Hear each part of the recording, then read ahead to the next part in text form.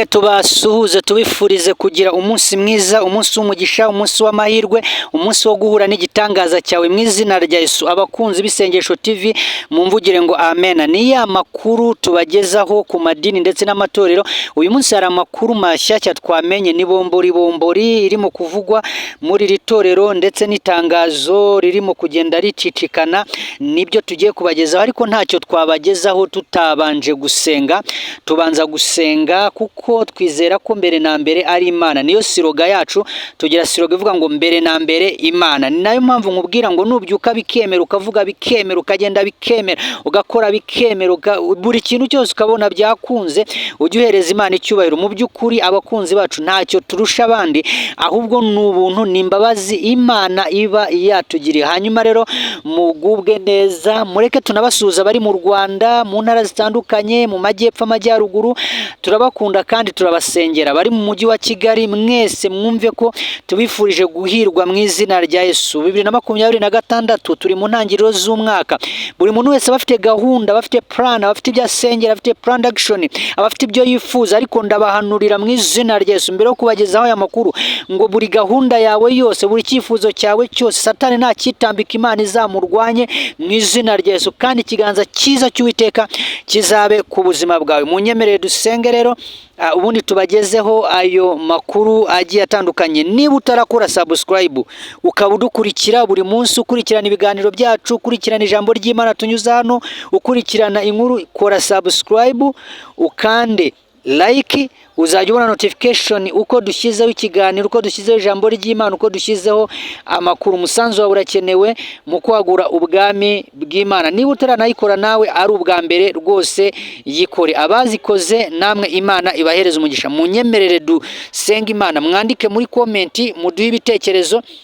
Ibitekerezo byanyu turabisoma kandi turabyakira, rwose turabikeneye. Mwandike muri comment, Imana ibahereze umugisha mwinshi. Munyemerere dusenge. Data, mu izina rya Yesu, izina ry'imbaraga, izina abadayimoni batinya, izina rihumura impumyi, izina riruhura abarushye, izina rya Yesu ni umunara muremure abakiranutsi bahungiramo bagakira, niko ijambo ryawe rivuga. Mana, bana na buri muntu wese, udukomereze amaboko, udukomereze Imana amaboko, tubisabye mu izina rya Kristo Yesu umwami wacu, amen. Imana rero ibahereza umugisha kandi Imana ibakomereza amaboko. Niba ushaka kujya usengana natwe ku biganiro byacu, haba hariho nimero za telefone, ujye uzifata utuvugishe dusengane, cyangwa niba hari ikindi wifuza kugiza igitekerezo, ujye utwandikira. Iyi channel ni yanyu kugira ngo ibagezeho amakuru. Hanyuma ntago tugiye gutinda, ndagira ngo twinjira mu makuru. Dufite iminota mikeya itarenze iminota 5. Ndagira ngo aya makuru yumve neza. Rimwe na rimwe hari igihe tubagezaho amakuru abantu ntibayumve neza, ugasanga bayafashe uko atari. Kubera iki? Bumvishije utuntu tumwe ariko ntibumve utundi, ugasanga rimwe na rimwe badushyizeho urubanza. Kubera iki? Ntago bumvishije amakuru neza mu by'ukuri uko twayatambukije nuko ateye, aho ugasanga barandika muri comment ibintu bigiye bitandukanye. Nibinakunda yaba ejo bundi tuzababwira ibyo abagenzi bacu badukurikira ibyo bifuje ko twahindura kuri YouTube channel. Nawe niba hari ikintu wumva twahindura kuri YouTube channel, kumva hari ikindi twakora kugira ngo kigende neza, rwose uhawe umwanya kugira ngo ugikore, kugira ngo izina ry'Uwiteka rihabwe icyubahiro. Murakoze cyane. Hanyuma rero ngo bimeze gute? Uko biteye murabizi, tubagezaho amakuru y'amadini atandukanye, yaba mu Rwanda no mu mahanga. Tubagezaho amakuru y'amatorero atandukanye, yaba mu Rwanda no mu mahanga.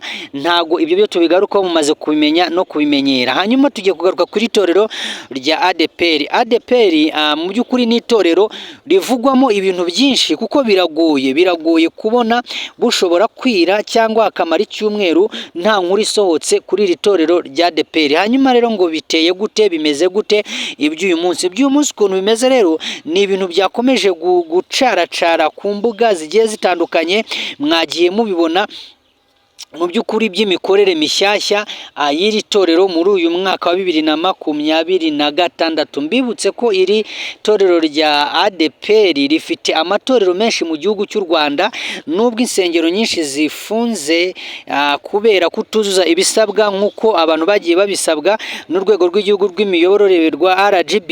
Mu by'ukuri rutarabyuzuza, myinshi rero ziracyafunze, ariko kimwe mu byo twabwira abakunzi b'isengesho TV nuko hafi 80% by'insengero zifunze z'iri torero rya ADEPR zamaze kuzuza ibisabwa, ku buryo inyinshi ziri mu zizafungurwa muri uriya mwaka mu kwezi kwa gatatu, ukurikije ingengabihe yashyizweho n'uru rwego rw'imiyoborere rwa ADEPR aho ruherereye. Hanyuma rero ngo bimeze gute, ngo biteye gute? Ubundi itorero ryose rigira imishinga, rigira gahunda, rigira imishinga ifasha abaturage, ishobora naryo kwiteza imbere, cyane ko riba rikeneye ibintu byinshi byagenda birifasha kugira ngo ribeho. Rero hari imishinga iri torero ryavuze ko rigiye gukora, noneho irangije iteza imbogamizi, ku buryo n'abantu bagiye bandika udutangazo bakagenda badutanga, ariko kimwe mu byo nakubwira ni uko umushinga bafite ngo ni uwo gushyiraho sauna,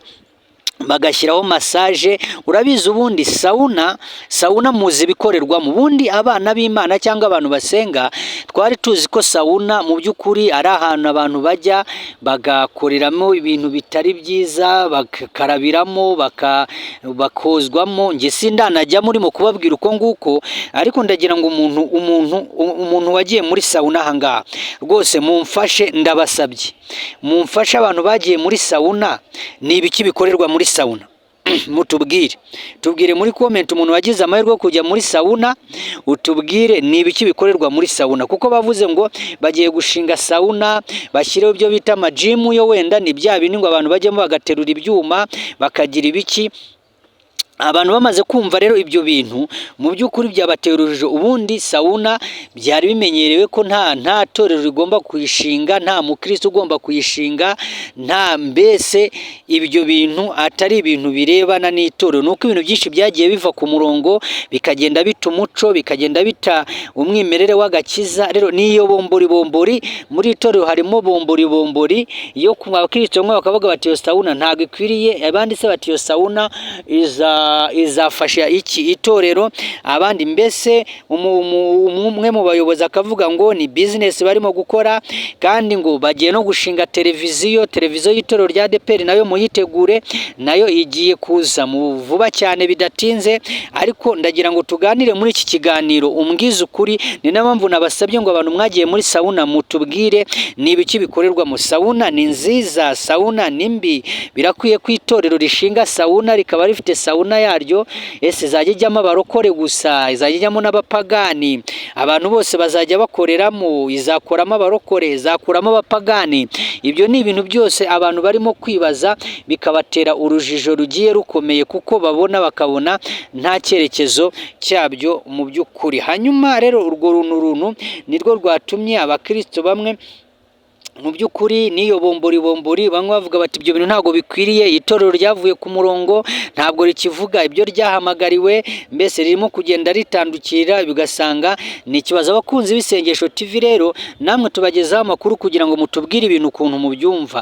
Niba mwumva bikwiriye mutubwire mutari ko birakwiriye, cyangwa niba bidakwiriye, kuko rimwe na rimwe dushingira ku biganiro byanyu tubagezaho amakuru agiye atandukanye. Ibirenze kuri ibyo ngibyo rero munyemerere tubashimire uburyo mukomeje kubana natwe, tubifurize umugisha, tubifurize n'amahirwe muri byose. Ciao, shalom shalom.